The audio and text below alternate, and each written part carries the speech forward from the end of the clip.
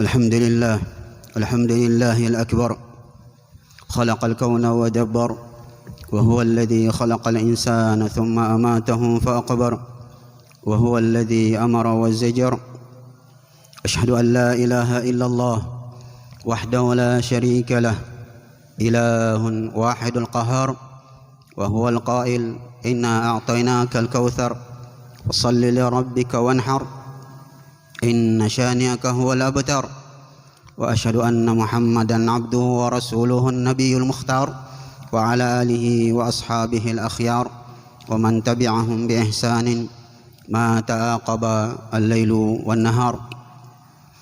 يقول ربنا جل جلاله في محكم التنزيل وهو أصدق القائلين بعد أعوذ بالله من الشيطان الرجيم يا أيها الذين آمنوا اتقوا الله حق تقاته ولا تموتن إلا وأنتم مسلمون. وقال يا أيها الناس اتقوا ربكم الذي خلقكم من نفس واحدة وخلق منها زوجها وبث منهما رجالا كثيرا ونساء واتقوا الله الذي تساءلون به والأرحام إن الله كان عليكم رقيبا. وقال يا أيها الذين آمنوا اتقوا الله وقولوا قولا سديدا يصلح لكم أعمالكم يغفر لكم ذنوبكم ومن يطع الله ورسوله فقد فاز فوزا عظيما. وبعد، معاشر المسلمين، أعزكم الله بدينكم الذي جاء به نبيكم وحبيبكم وقدوتكم محمد ابن عبد الله sallallahu alaihi wa alihi wasallam. Saudara sekalian, jamaah Jumat yang berbahagia, alhamdulillah adalah kalimat yang paling pantas bahkan wajib untuk selalu terucap oleh bibir kita, oleh lidah kita, bibir dan lidah orang-orang yang mengaku beriman kepada Allah dan Rasulnya sallallahu alaihi wa alihi wasallam. Betapa tidak bahwa nikmat Allah Subhanahu wa taala sangat banyak tercurah kepada kita sekalian tanpa batas. Alhamdulillah kita berada dalam keadaan baik, dalam keadaan sehat, dan hari ini di Jumat pertama di bulan Syaban Allah memberikan kita kesempatan untuk kemudian kita datang melakukan rukuk dan sujud kita kepada Allah Subhanahu wa taala dari salah satu kewajiban yang Allah telah tetapkan atas hambanya dari umat Muhammad sallallahu alaihi wasallam. Kita berdoa semoga setelah Sya'ban, bulan Ramadan, kita mendapatkannya dan bisa menjamu bulan yang mulia itu. Setelah itu, tentu kita tidak lupa untuk bersalawat kepada junjungan Nabi kita Muhammad sallallahu alaihi wasallam, Nabi yang sangat mulia, Nabi yang tidak membutuhkan salawat-salawat kita. Kitalah yang akan beruntung dengan salawat yang kita ucapkan dan sampaikan kepada beliau berdasarkan sabda beliau, man shalla alayya salatan sallallahu alaihi asyran, barang siapa yang bersalawat kepadaku satu kali, maka Allah membalas salawat itu 10 kali. Wal maqsudu min salatillahi ala hadhihi al-ibad, dan maksud bahwa Allah bersalawat kepada hamba-hambanya adalah balasan nuzulur rahmat wal barakat. Allah menurunkan kasih sayangnya dan memasukkannya ke dalam hati-hati kaum muslimin dari umat Muhammad dan memberikan keberkahan dalam kehidupan mereka, umat Muhammad yang selalu bersalawat kepadanya sallallahu alaihi wasallam. Ma'asyiral muslimin, jamaah Jumat yang berbahagia,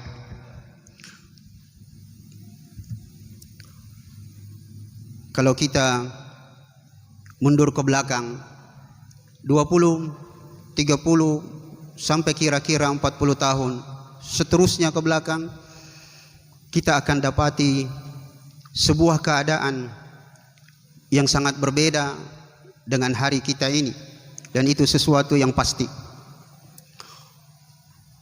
Ada satu pertanyaan yang sering diajukan oleh orang-orang kepada para kiai, pada para ulama beberapa puluh tahun yang lalu itu, yang jawabannya hampir sama semua. Pertanyaan itu adalah, Pak Kiai, kira-kira apa kiat-kiat, apa resepnya menjadi orang yang berumur panjang? Jawaban Pak Kiai, para ulama, imam masjid dahulu kala hampir seragam, yaitu kalau mau panjang umur nak, jadi ustadz, jadi kiai. Karena tidak ada kiai yang mati muda. Tengoklah pesantren-pesantren, para imam, tidak ada di antara mereka yang mati muda, dan bahkan kebanyakan mereka nanti sepuh baru mati. Ya, itu 20 bahkan 50 tahun ke belakang. Tapi hari ini, ma'asyiral muslimin jamaah Jumat yang berbahagia, jawaban itu tidak berlaku. Betapa banyak berita yang kita dengar dan kita saksikan, ulama meninggal dunia di umur yang masih belia, yang masih muda, 30 bahkan di bawah 50 tahun paling banter. Ma'asyiral muslimin, begitulah Allah ingin menunjukkan bahwa fa idza jaa ajaluhum la yastakhiruna sa'atan wa la yastaqdimun. Jika ajal telah datang, tidak seorang pun yang akan dapat menundanya, bahkan mempercepatnya. Peristiwa lain yang akan memberikan pelajaran penting kepada kita sekalian tentang kematian adalah beberapa peristiwa jatuhnya pesawat. Saudara sekalian, jika kita merunut kronologisnya, kita akan tercengang betapa para penumpang pesawat ketika duduk menanti di ruang tunggu, mereka duduk dalam keadaan santai. Begitu panggilan bahwa pesawat akan take off, mereka diminta untuk boarding pass. Perhatikanlah keadaan para penumpang itu. Mereka dengan sukarela, hati gembira, berdiri di depan pintu masuk boarding pass. Mereka bersenda gurau, tersenyum, menyerahkan tiket mereka dan ID mereka kepada petugas maskapai itu. Bahkan ketika sampai di depan pintu pesawat, mereka disambut oleh pramugari dan pramugara dengan senyum, dengan bertanya, nomor berapa, kursi bapak, kursi ibu, kursi adik. Ya, mereka semua tersenyum, tapi mereka tidak sadar bahwa mereka telah mengantri di depan pintu kematian. Mereka mengantri dan sedang bersiap-siap untuk nama mereka dilis oleh malakul maut. Begitulah keadaan yang berhubungan dengan kematian. Kesimpulannya bahwa kematian itu satu, tapi caranya tentu beragam. Berangkat dari situ, ma'asyiral muslimin, jamaah Jumat yang berbahagia, di mimbar Jumat ini, di hari yang sangat mulia ini, mari kita mengulang kembali ingatan kita tentang hadis-hadis Nabi sallallahu alaihi wasallam yang menjelaskan kepada kita tentang ciri-ciri husnul khatimah, yang kita berharap mudah-mudahan kalau tidak semuanya, kita mendapatkan satu di antara ciri husnul khatimah yang dengannya kita akan mendapatkan berita gembira dengan surga Allah Subhanahu wa taala. Ma'asyiral muslimin, jamaah Jumat yang berbahagia, ciri pertama dari kematian yang husnul khatimah adalah sabda sallallahu alaihi wasallam, man kana akhiru kalamihi la ilaha illallah dakhalal jannah. Barang siapa yang akhir kalimatnya sebelum menghembuskan nafasnya yang terakhir adalah la ilaha illallah, maka dia pasti mendapatkan husnul khatimah dan dia pasti mendapatkan surga Allah Subhanahu wa taala. Ma'asyiral muslimin, mungkin kita bertanya, tidak semua orang mengucapkan kalimat la ilaha illallah ketika ditalkin. Ya, tapi perhatikan orang-orang yang baik itu kadang-kadang karena mungkin dipasangkan oksigen. Kalau kita perhatikan, ada di antara mereka yang kemudian mengangkat telunjuknya ke langit, dan itu menunjukkan bahwa dia mengucapkan kalimat syahadat, dan itu artinya janji Allah tentang syurga untuknya adalah sesuatu yang pasti. Hadis yang kedua, ma'asyiral muslimin, yang menunjukkan husnul khatimah adalah sabda sallallahu alaihi wasallam, mautul mu'min birashil jabin. Ciri tanda orang yang mati syahid, orang yang mendapatkan husnul khatimah adalah ketika dia selesai menghembuskan nafasnya yang terakhir, maka dia mengeluarkan keringat pada jidatnya, dan itu kebanyakan didapati oleh orang-orang yang sudah tua. Kenapa itu bisa terjadi? Salah satu penjelasannya adalah penjelasan dari Ibnu Abbas, sepupu Rasulullah sallallahu alaihi wasallam, menjelaskan bahwa ketika orang berada dalam keadaan sakratul maut, dia berada dalam keadaan lelah dan sangat kesakitan. Berdasarkan sabda sallallahu alaihi wasallam, inna lil mauti sakarat, sesungguhnya saat-saat kematian ada masa sakratnya. Wa inna sakratal mu'min kadarbi sayfin mi'atu darbah, dan masa sakratnya orang beriman, dia akan merasa sakit seperti sakitnya 100 kali tebasan pedang. Sekuat apapun seseorang beribadah di muka bumi ini, sesoleh apapun orang itu, dia akan mengalami masa sakrat, dan itu terasa sakit. Kata Rasulullah sallallahu alaihi wasallam, seperti orang yang ditebas dengan pedang 100 kali tebasan. Kata Ibnu Abbas radhiyallahu an, bahwa jika orang yang baik yang akan dicabut nyawanya, fa awwalu ma yuwarrihil malak an-nar. Kalau orang baik yang akan dicabut nyawanya oleh malakul maut, yang pertama kali diperlihatkan baginya adalah neraka. Dalam keadaan takut, malakul maut memberikan berita gembira dengan mengatakan, absyir, bergembiralah, fa inna mau'idakal jannah, karena janji Allah untukmu adalah syurga. Sebaliknya, jika orang jahat yang akan dicabut nyawanya oleh malakul maut, fa awwalu ma yuwarrihi, dan pertama kali yang akan diperlihatkan kepada orang jahat adalah syurga dalam keadaan tenang. Malakul maut mengagetkannya dengan mengatakan, wailul lak, celakalah engkau karena tempatmu adalah neraka. Maka orang-orang yang beriman dalam keadaan bergembira setelah kecapeannya disebutkan, maka dia mengeluarkan keringat pada jidatnya. Ma'asyiral muslimin, tanda yang ketiga yang disebutkan oleh Rasulullah sallallahu alaihi wasallam dari tanda-tanda husnul khatimah, Rasulullah mengatakan, man mata lailatal jum'ah aw nahariha waqahu Allahu min adabil qabr aw min adabin nar. Sekalipun sebagian ulama mengatakan sanad hadisnya ada yang lemah. Barang siapa yang mati meninggal dunia di malam Jumat atau di siang Jumatnya, maka Allah akan menjaganya dari siksa kubur dan siksa neraka. Ma'asyiral muslimin, kita dengarkan kembali malam Jumat dan hari Jumat. Sayang sekali, sayang seribu sayang, hari ini malam Jumat, hari Jumat sudah berbeda dengan zaman ketika kita masih kecil, 30-40 tahun ke belakang. Dahulu kala ketika malam Jumat menjelang maghrib, orang-orang tua kita akan teriak-teriak, Irwan, motere mako, pulang, mangaribi, bangi jumaki, mai kau ngaji.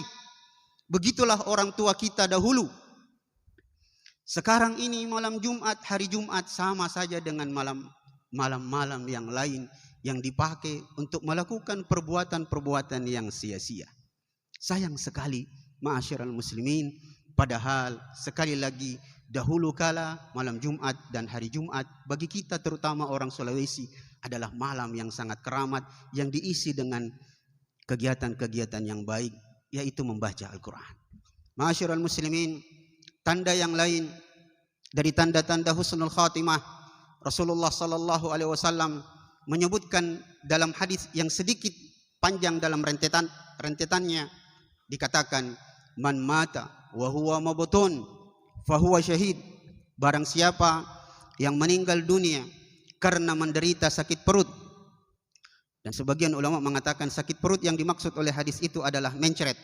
Karena mencret yang menyebabkan kekuatan tubuh seseorang semakin lemah dan dia mudah meninggal dunia. Barang siapa yang meninggal dunia karena sakit perut, maka dia syahid, maksudnya husnul khatimah.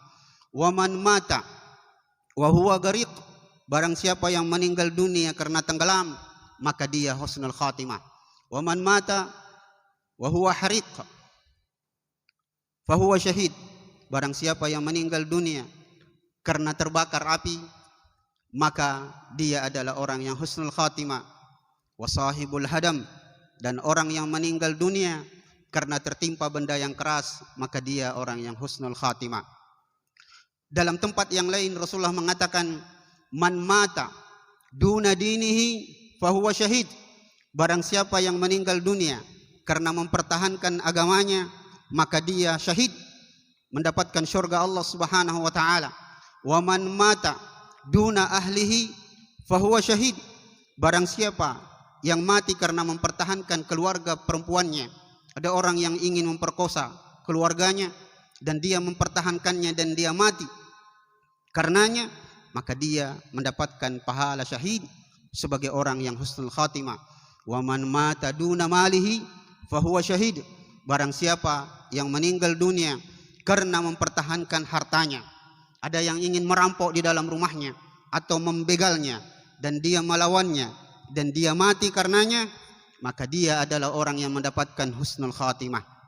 Ma'asyiral muslimin, jamaah Jumat yang berbahagia, yang terakhir yang perlu kita ingat kembali, salah satu ciri husnul khatimah adalah man mata wa huwa fi amalin salih fa huwa syahid, barang siapa yang meninggal dunia sedangkan dia berada dalam keadaan melakukan amalan saleh, maka dia mendapatkan husnul khatimah.